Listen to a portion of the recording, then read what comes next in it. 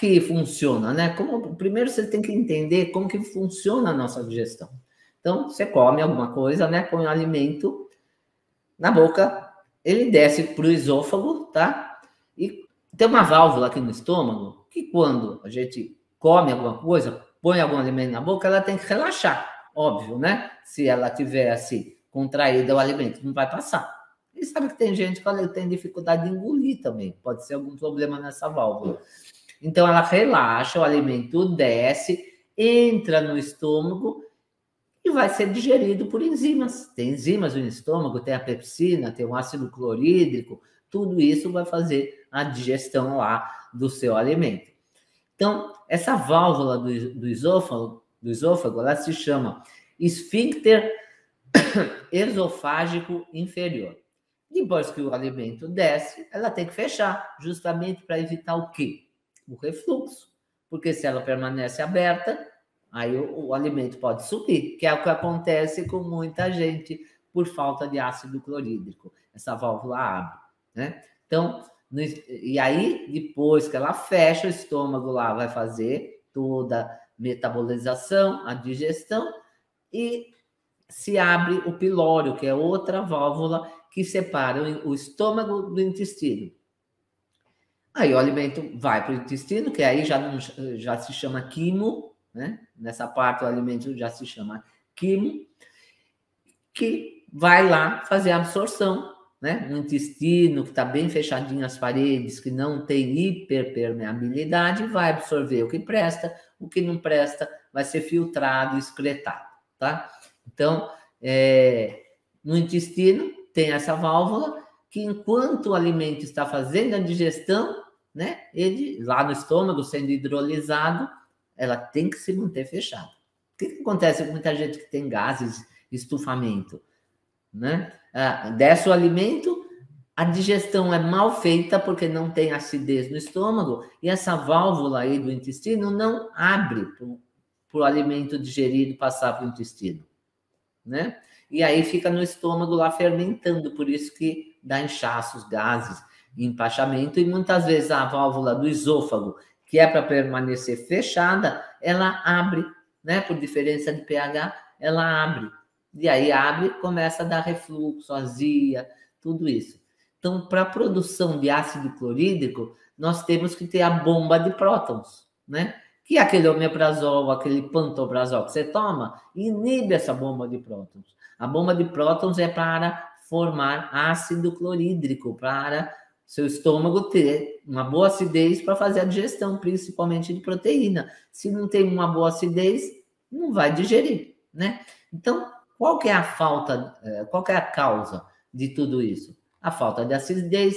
Aí as pessoas tomam esses óis da vida, né? Os inibidores da bomba de prótons, mas eles não tratam o refluxo. Eles só inibem a produção de ácido, tá? E aí resolve a queimação, né? A pessoa não sente a queimação porque alcalinizou o estômago, mas continua refluindo.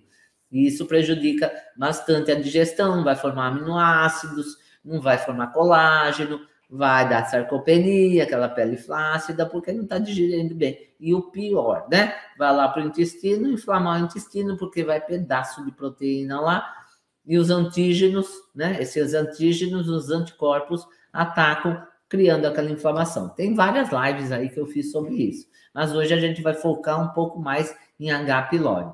Então, isso acarreta, claro, uma série de problemas. O intestino não consegue digerir macronutrientes.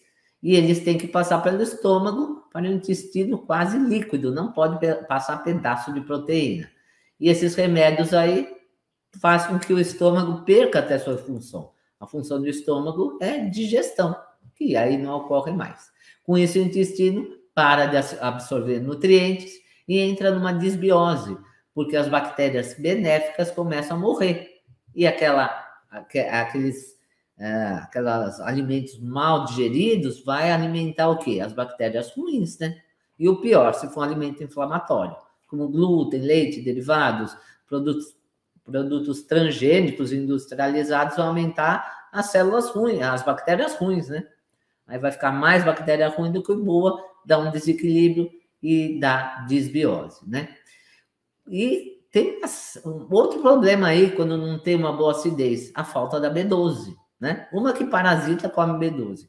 Outra que, se você não tiver boa acidez, não absorve B12, né? Quando ela está abaixo de 500, pode te dar depressão, demência, falta de memória, e ela está muito ligada ao sistema nervoso central, tá? Faz parte da produção de baiana de mielina, aí vai lá o médico e pensa que, né, te dá um remédio para depressão, né, em vez de te dar B12. Esse diagnóstico de falta de B12 é muito confundido com Alzheimer, como eu já falei várias vezes. Muita gente tem Alzheimer e é só suplementar com B12, né? Tão fácil.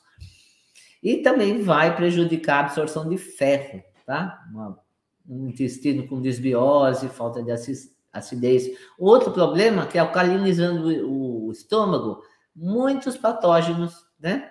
Deixam de ser mortos, começam a subir para o pulmão e vai ocasionar o quê? Infecções, pneumonias, né? E dá a chance de desenvolver o tema de hoje, que é a H. pylori. A H. pylori é um dos patógenos. É uma bactéria gram-negativa. Geralmente, as gram-negativas são patogênicas. A gente até tem algumas gram-negativas lá no intestino que fazem parte, né, da nossa microbiota. Mas a H. pylori é uma que não é muito boa, a não ser que seja uma espécie assim inofensiva, que também tem. Essas bactérias gram-negativas produzem um LPS, os lipopolissacarídeos, sua membrana é feita deles. Quando elas morrem, libera essa toxina que vai até para o sistema nervoso central. A H. pylori vive num meio não tão ácido. Aí que está o X da questão, né? Não tão ácido. Onde que não é tão ácido? Estômago, a gente sabe que tem que ter um pH bem baixo. 1,5, 2, 2,5 no máximo. No intestino, a primeira parte do intestino é o intestino delgado. E lá não é muito ácido. Lá o pH é por volta de 7, né? Então, lá que ela tem que ficar. Mas quando o estômago se alcaliniza, fica um pouco menos ácido, ela sobe para o estômago. Tem vários tipos de H. pylori, como eu falei, desde as inofensivas até as agressivas, que podem ocasionar gastrite. E como você sabe que você está com gastrite? Tem alguns sintomas: dor, queimação, empachamento, eructação. O que é eructação? Arrotos. Gosto metálico na boca. Muita gente tem gosto metálico na boca. Pode ser H. pylori. Pode te dar uma úlcera aqui, depois da gastrite, vai agravando, pode virar uma úlcera. Aí você fica com náuseas, fezes escuras, sangramento gastrointestinal, perda de apetite, perda de peso. E vocês veem que está agravando o negócio, gastrite, úlcera. O próximo é câncer de esôfago ou estômago. Tá? Por isso que a gente fala, o uso dos omeprazóis, pantoprazol, todas as famílias aí dos inibidores da bomba de prótons, a longo prazo, não estou falando que você vai tomar um omeprazol já vai te dar câncer, mas a longo prazo pode sim te dar câncer. Por quê? Porque a H. pylori começa a se criar lá no seu estômago, ela adere na parede, né?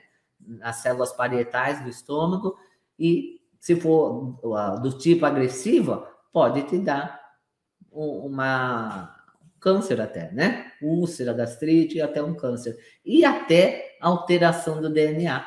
Olha só. Então, essas bactérias, né, patógenas, elas podem alterar seu DNA, além de diminuir o muco protetor do estômago. Muita gente já me ouviu falar que o problema não é a acidez do estômago que te dá dor de estômago, gastrite, úlcera. É a barreira, é um muco protetor que vai diminuindo. Porque se fosse para te dar isso, gente, ó, o pessoal não para de aderir o IDF, hein? Mais uma pessoa que adquiriu aí, parabéns. Então, se fosse assim, pensa bem, o ácido clorídrico não é corrosivo? Então todo mundo ia ter úlcera, né? Se não tivesse um muco protetor lá na parede do estômago. Então, o que acontece com as pessoas? Por causa da H. pylori, por causa de alimentos alergênicos, inflamatórios, esse muco vai diminuindo, essa proteção do estômago diminui. Aí o médico dá lá o pantoprazol, o omeprazol. E o que adianta dar o omeprazol? Vai piorar mais ainda a situação, porque a digestão não vai ser feita da maneira correta. Então, não é assim que trata a gastrite, tá? É aumentando o muco protetor. E, num segundo momento, aumentando a acidez, porque falta de acidez dá o refluxo.